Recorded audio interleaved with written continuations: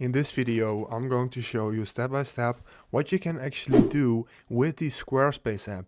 As you can see, here I have the Squarespace app installed on my phone. You can install this on Android and iOS. But what you basically can do, first of all, you can view your websites here. As you can see, I have 3 websites on this account and I can view them here. What I can also do, I can go to the website and hit edit. And I can actually edit some small things on my phone. If I, for example, I'm in the train, I don't have a laptop with me, and I have to change something really quick on my website, I can just go into the app and start editing here. So yeah, you can always pick your phone and then edit from here. So I can change this text and you get the point. You can just edit the sites. So what we can do as well, we can go to analytics and we can view the statistics of our site.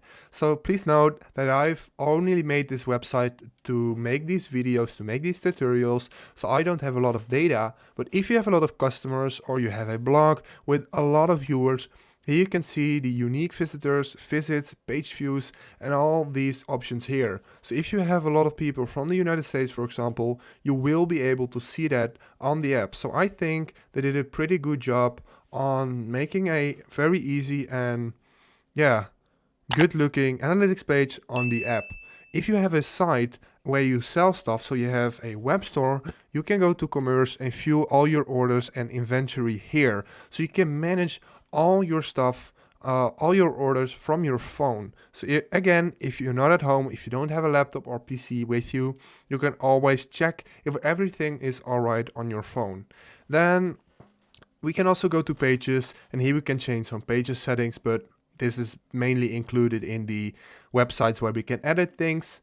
That's basically it. You can also go to settings here and just change some personal preferences. So if you like, if you want to change your email, stuff like that, some basic stuff that you can also change on your PC, of course.